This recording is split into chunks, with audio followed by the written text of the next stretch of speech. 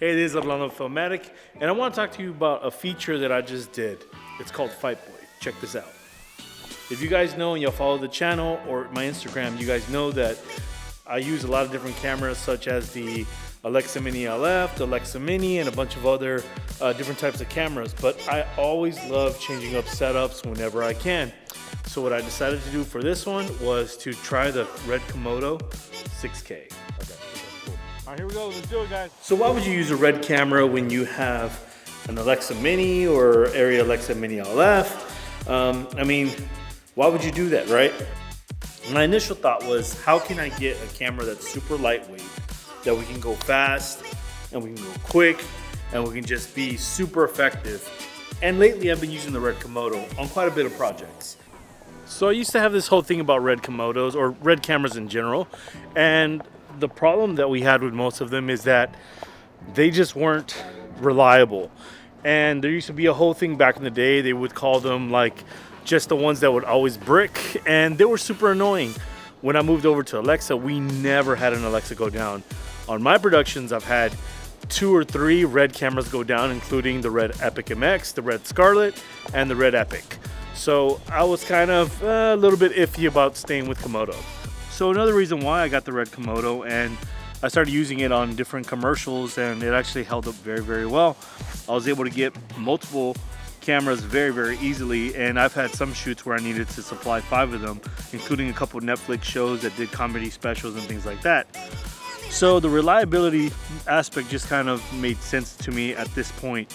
So I was like, how can I get a couple of these cameras? We had one unique scene in our film that I knew that we needed to have at least 5 cameras. We're doing a That 70s Show type of setup where we're going from 5 different characters. We had about 6 or 7 pages we had to do, and I thought, you know, the best way to do this without doing a single camera shoot is to do a multi-camera shoot. So even on a very small budget, super independent film, we're able to do 5 cameras in one setting. What I want to show you guys is the camera setup that I've been using for this particular film. My setup changes from time to time, so I'm just going to show you the way that it was built out and the way that I used it for this project.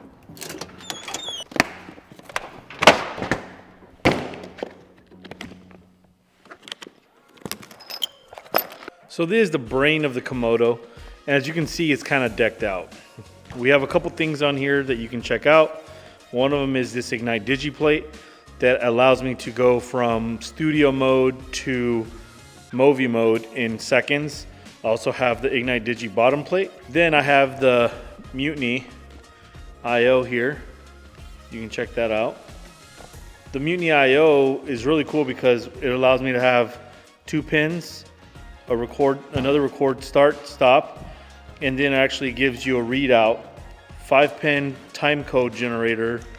It also has these ports that allow me to send out to control the camera via the monitor, do run, start, stop, or do another extension out. The other cool thing is this wooden camera plate, which is really, really nice. It has a NATO rail, but then I can also bolt different accessories onto it. Last but not least is the Dizio PL mount. I highly recommend it. It actually holds very, very well. I actually had to add a little bit of a buffer down here.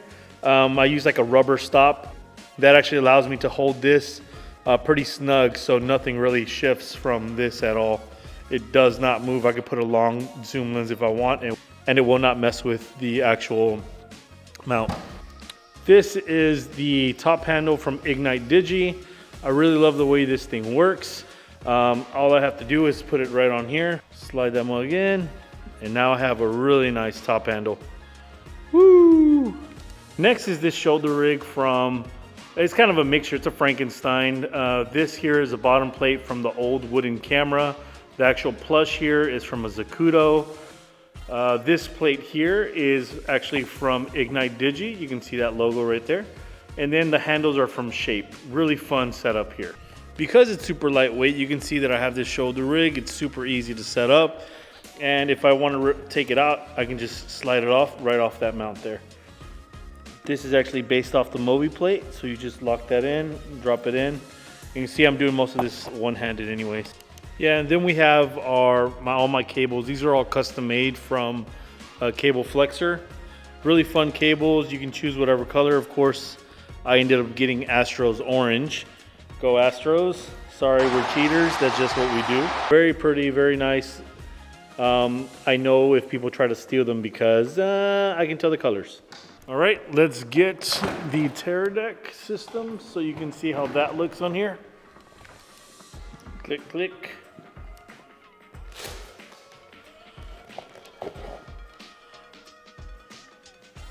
There's a lot of little tools that we also use for this kind of stuff, so I'm gonna show you how we install those.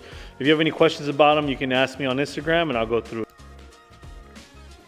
So I add this solid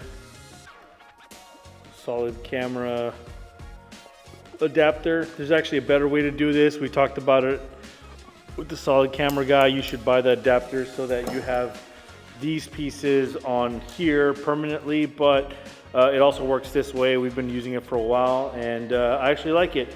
I am gonna buy the adapters and probably get more permanent solution for these at some point. One of the reasons why I got the Komodo was because of this Indy 7.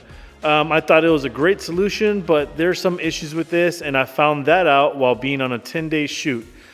During this shoot, the control actually stopped working, and it had to do with this little adapter. I think it's a design flaw. Small HD, fix it, please. Introducing the Fix It and Post button. So as you see, I just plop it right on there, and if I wanted to put it on the side, I would put one of these here so I can add it on this side, and then I have the monitor right there. And I'll show you how it fit on my face after we do the full setup. So now you can see I added the adapters here to the side. That allows me to place things like this very, very easily here. Boom, good to go. Okay, I'm gonna show you how I am routing the cables, okay? So I was able to twist from this portion here, boom, boom, that's awesome. Then I go from out here, I go into the end of the Teradek. Boom. It is now on the end. Then I route it from the Teradek. I go out of that, and I take this, and I take it to the monitor. Then I'll connect into my monitor here. Okay, now for power. So earlier I told you about this here. We have a 2-pin, so I'm gonna go 2-pin out. Then I'm going to go to 2-pin here. Boom. Then I'm gonna take the one that I made with cable flexor and I'm gonna send that here. Boom. Then we're gonna send that out to my Wrencher Industries setup here. So just doing a couple cable ties here just so you can see. We have, once again, SDI going to the end, then out here. We then also have power going out from the camera. It's going into one here and then going into this monitor. So the only other thing that we're powering here is a WCU4. So let's go take a look at that. Okay, WCU4, this is the follow focus unit. It's a bit much, but honestly, it's been pretty rock solid. So it's one of the units that we love to use.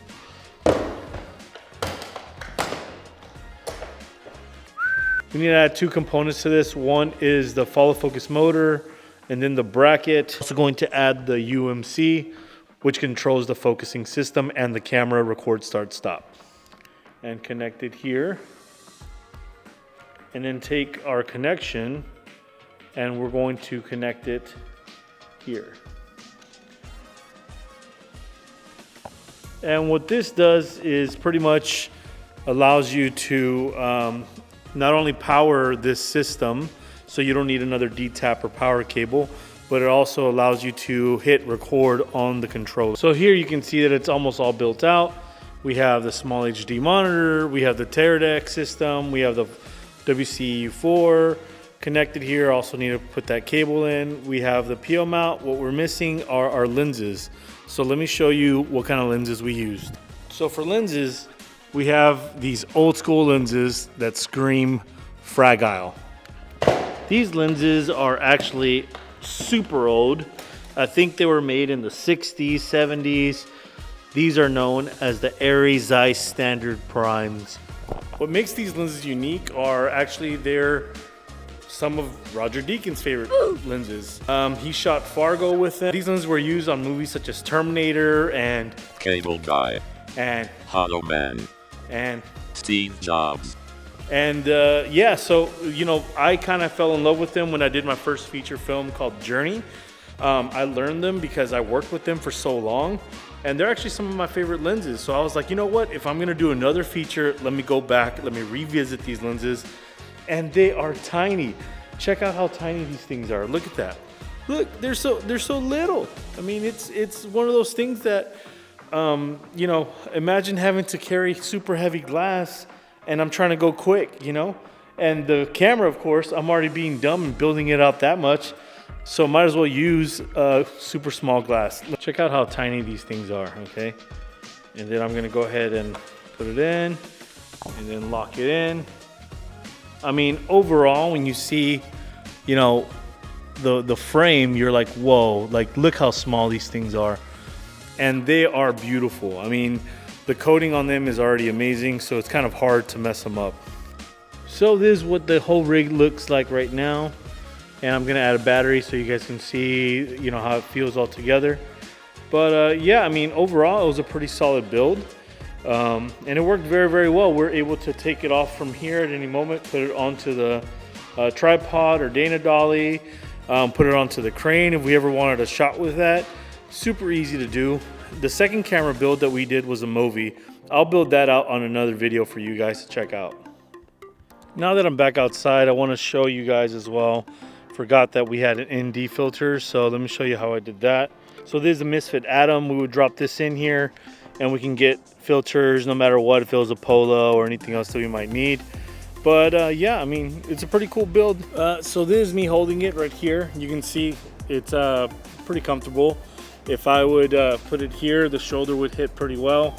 Normally I want this to hit further back so that I could, so that you can just sit a little more, I can have more weight on the shoulder. The problem is that this camera just in general is so light that I would have to add like 2 more batteries to get the proper weight.